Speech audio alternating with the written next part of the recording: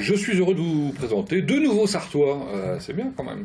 Alors on va commencer par madame, Christelle Desbordes, bonjour. Bonjour. Bienvenue. Bah merci. Bienvenue à LMTV, c'est la première fois. Ah oui, oui. Et bienvenue en Sarthe également. Philippe Brissot, bonjour. Bonjour. Bienvenue en Sarthe également.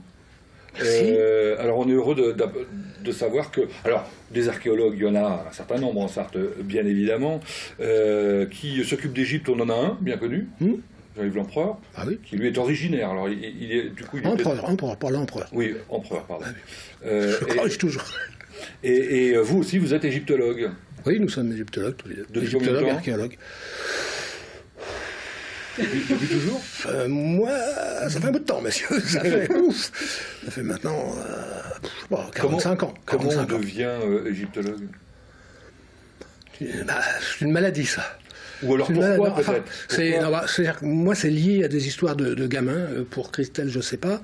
Mais vous savez, la 6e, les cours sur l'Égypte et tout ça, c'est un très fort déclencheur. Bon, c'est pas Tintin.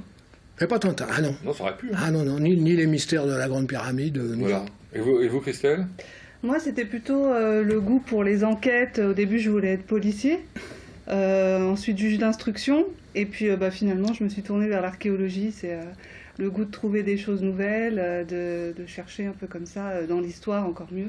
Et si vous êtes là aujourd'hui, c'est parce que vous avez fait des découvertes absolument merveilleuses que vous allez nous raconter, et on verra quelques images bien évidemment, et vous invitez tout un chacun à participer d'une certaine manière. Vous l'avez déjà fait l'année dernière à travers un financement participatif, mais je pense que c'est mérité.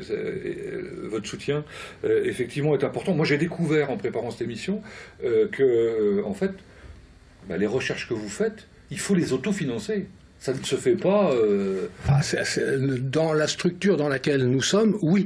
Sinon, si on est dans un cadre qui relève d'institutions étatiques ou de choses comme ça, là, il y a des financements. Mais même souvent, vous savez, dans le temps jadis où j'étais dans cette structure-là, il est clair que les crédits que l'on avait étaient totalement insuffisants. Non, mais alors, ce qui est étonnant, c'est que là, vous avez découvert un site, ça s'appelle Tel Digbou, hein, c'est ça, totalement vierge, de fouilles depuis toujours. Depuis toujours. A priori, des choses extraordinaires ont été découvertes, mais il n'empêche que il faut que vous vous débrouilliez pour financer les recherches. Complètement. Oui. Une mission indépendante et en effet, on est obligé de trouver nos financements chaque année. Voilà, pour financer la fouille de... On a une association qui est créée, elle, depuis de très longues années, mais l'association, disons, elle a besoin d'un petit coup de main supplémentaire, et c'est le financement participatif qui le... Alors, je disais il y a un instant, un site qui date de 3000 ans à peu près, c'est ça? Oui, c'est ça. Du premier millénaire avant. Donc une ville qui a totalement disparu? Qui a totalement disparu. Maintenant, c'est comme tous ces sites égyptiens qu'on appelle des Tel Digbou. C'est une énorme colline. Voilà, elle culmine à 20 mètres. Si on taille dans les 20 mètres, ce sont des bâtiments, des couches, des ensembles posés les uns sur les autres, sur 20 mètres d'épaisseur. Et puis c'est pas un petit site, hein? Ah non, ça fait un nombre... Maintenant, à l'heure actuelle, le site fait 70 hectares, mais à l'époque, il devait être plus étendu. Il y a toute une partie de la ville qui a dû être recouverte par les champs alentours. Et c'est quand même une ville qui a vécu pendant plus de 2 millénaires, a priori sans grosse interruption, quoi. Oui, alors, c'est intéressant, 2 millénaires, ça veut dire quoi? Ça veut dire que ça a passé un certain nombre de périodes et de civilisations différentes, parce que les pharaons d'abord, c'est ça? Oui, tout à fait. Les pharaons, ensuite, elle a vécu pendant l'époque gréco-romaine, l'époque byzantine, et puis elle avait pris beaucoup d'importance à l'époque médiévale, puisque c'était à l'époque musulmane, puisque c'était un gros centre de production de tissus, des tissus de luxe qui étaient fabriqués à l'attention des califes dans tout le Moyen-Orient. Des étoffes précieuses en lin, soie et fil d'or, dites-vous, dans la présentation, fournisseurs officiels des califes, c'est ça, oui, et de leur cour. Pas exclusif, il y avait d'autres villes qui le faisaient aussi, mais eux étaient officiellement... Comment une ville peut disparaître? Alors ça, c'est une question que je me pose, je suis toujours posé. Un événement naturel... Les croisades. Ah bon? Là, c'était communauté copte, essentiellement. essentiellement Enfin, il y avait une grosse communauté copte en début, ville, mais après, il est certain que, disons, la politique générale du calife et tout ça a fait en sorte que beaucoup de gens se sont convertis pour échapper aux impôts. D'accord. Ah oui, tout simplement. Il faut être pragmatique. Et donc les croisades ont rayé la ville de la beaucoup de carte. villes de la région. La région a complètement changé à cette époque-là, et on perd la trace de Dibgou vers le XIIe siècle. C'était combien d'habitants probablement à l'âge d'or? On ne sait pas. Ça, on ne sait pas encore. Certainement plusieurs milliers. Ouais. On a quelques indices pour une ville à côté qui était une ville plus importante, Tinnis, où là c'était effectivement des milliers et des milliers d'artisans. Mais vous aviez trouvé des écrits sur cette ville avant de commencer à fouiller, ou vous avez fouillé parce que vous vous êtes dit, bah voilà, il y a le monticule dont vous parliez, et après tout, on va peut-être trouver des choses. Vous savez, il y a un truc qui sert à voir les écrits, c'est... D'accord. Voilà. Comme cette ville, sur cette colline, on la connaissait, on y allait, se promener, parce que c'était un lieu tout à fait retiré et calme. Et forcément, avec notre habitude de regarder tout ce qu'il y a au sol et tout ça, on a vu que c'était intéressant. Et que même si elle est connue pour avoir été à l'époque musulmane, on voyait très bien que c'était beaucoup plus ancien. Alors on voit des images de la télévision japonaise, parce que les Japonaises sont intéressés à ce que vous faites. Vous avez déjà fait deux campagnes, c'est ça, hein? Voilà. Oui, là ça va être la troisième. Ça va être la troisième, à laquelle on vous invite, je rappelle, de participer. Donc vous avez découvert des choses particulièrement intéressantes. Atelier d'artisanat d'abord d'époque byzantine, c'est ça? Oui, en fait il y a deux grosses choses intéressantes qu'on a trouvées. D'abord, on a trouvé que c'était une ville pharaonique, c'est-à-dire que personne ne le savait avant, donc on a découvert cette nouvelle ville pharaonique dont on ignore encore le nom pour l'instant. Et puis le deuxième gros point, en effet, c'est alors tout ce qui est les ateliers d'artisanat à la fin de la période pharaonique et puis pendant la période byzantine, et puis surtout les quartiers d'habitation à l'époque musulmane, et là qui révèlent des richesses absolument fascinantes. Oui, parce que en l'occurrence, les maisons sont bien conservées d'une certaine manière, c'est ça? Étonnamment conservées. Oui. Ça veut dire qu'on reconnaît les pièces aisément. Ah oui. On a même retrouvé la salle de bain de la maison dans laquelle, avec l'évacuation des eaux, la petite armoire pour mettre les poteries pour s'asperger. Enfin, c'était vraiment... Et alors moi, ce qui m'a beaucoup surpris, c'est vous avez découvert des morceaux de toiture en roseau. Ah oui, des fagots de roseau, oui. Oui, c'est-à-dire que ça, c'est une preuve qu'il n'y avait pas beaucoup d'étages, parce qu'on ne pouvait pas monter des étages là-dessus, mais il y avait des poutres en palmier, et puis on faisait des gros fagots de roseau qu'on posait là-dessus, on devait remettre un peu de terre pour que ça étanchéifie, et puis voilà, c'était suffisant. Mais vous avez une chance folle, là, parce qu'en général, c'est le genre de choses qui se dégradent.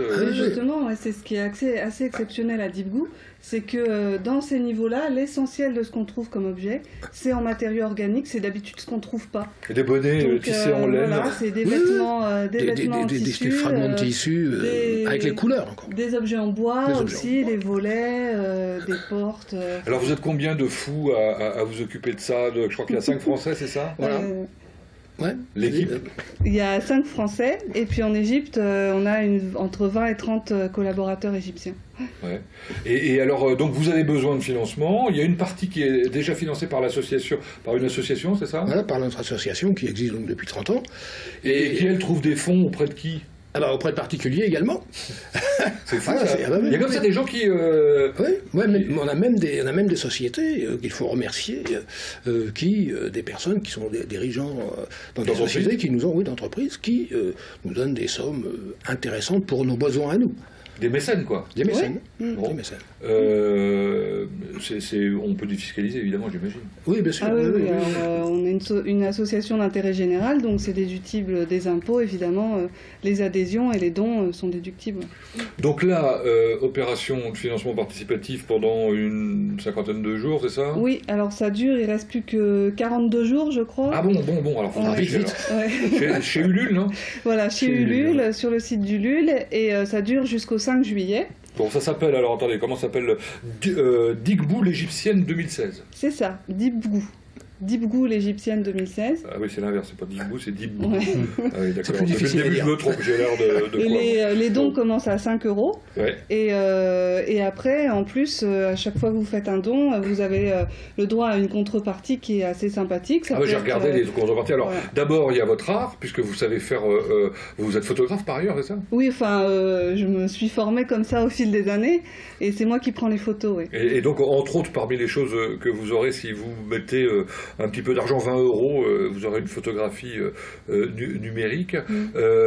Comment dire, vous créez un lien permanent avec vos donateurs. Oui, quoi. alors c'est le don qui est intéressant, c'est quand on donne 50 € par exemple, déductible des impôts, donc ça fait 25 € à peu près en vrai. Et là, vous avez le droit à un mail à chaque fois qu'on trouve quelque chose de nouveau sur le chantier, donc en direct.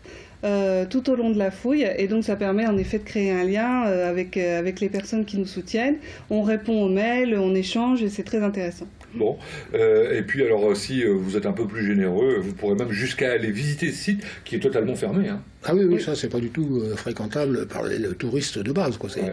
Il faut qu'on soit là. Et alors comment ça s'est passé là pendant l'inter-saison, j'allais dire, entre chaque campagne, l'inter-campagne, on referme tout, qu'est-ce qu'on fait? Non, on referme ce qui est fragile. Parce que si vous creusez, je sais pas, mettons 3 mètres de profondeur, vous n'allez pas reboucher 3 mètres, parce que sinon après c'est les Shadocks, quoi, et ils pompaient. Ouais.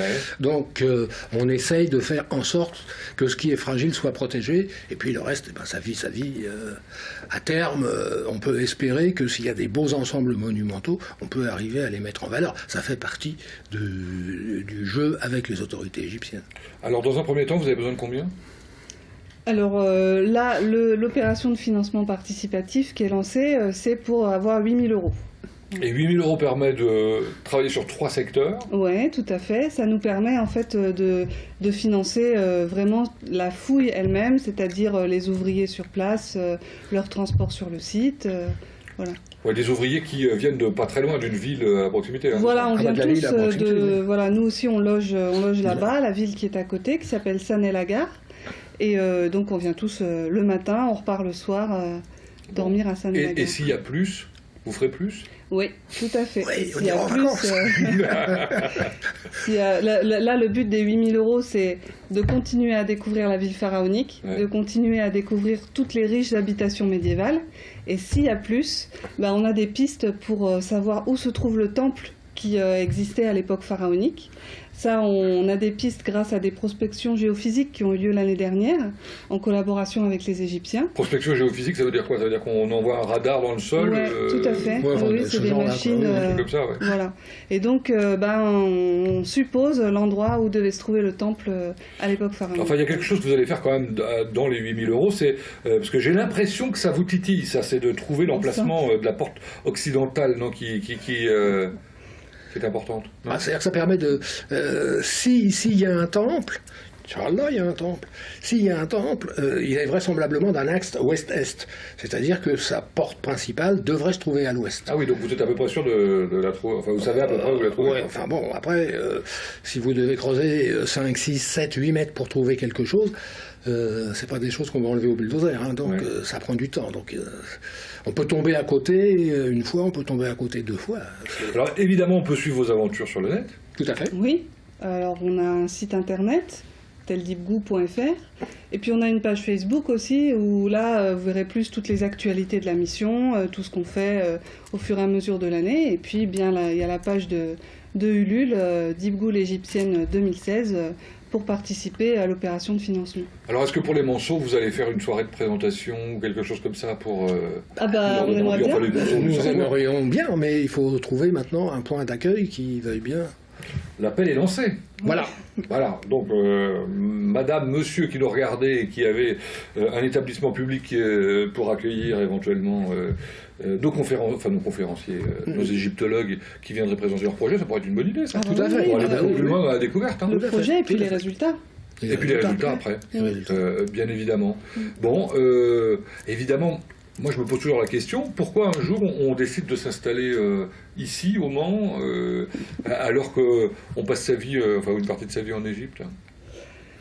Ah, alors, je réponds. Mais vas-y. Le Mans, nous, étant une mission indépendante, on a la chance de pouvoir s'installer où on veut. On ne dépend pas d'une institution en particulier. Et donc, le Mans nous a paru être une région déjà fort agréable, située à un carrefour intéressant pour aller à Paris, à Lyon, en Bretagne, en Normandie. C'est très bien placé. Et puis, c'est un carrefour culturel aussi intéressant, puisqu'il y a les universités du Mans, d'Alençon, de Rennes, de Nantes, de Paris un peu plus loin. Mais donc, ça réunissait vraiment tous les critères dont on avait envie pour implanter notre mission. Vous êtes allé voir certains sites de fouilles locaux ou pas? Ah oui, on a déjà été à voir Mars Melot, à Alonne. Voilà. Bon, on y va souvent parce que on promène notre chaîne dans la forêt à côté. Très bien. Écoutez, bienvenue encore une fois. On espère surtout qu'il y aura beaucoup de monde à vous soutenir à partir de 5 €. Hein, donc, effectivement, c'est assez facile. La dernière fois, vous aviez eu combien de donateurs sur votre dernière campagne? On avait eu un peu plus de 100 contributeurs pour le projet Ulule. Et dans notre association, on doit avoir à peu près une centaine d'adhérents. Ouais. Alors des fois, ils se recoupent quand même. Évidemment, on peut imaginer. Ouais.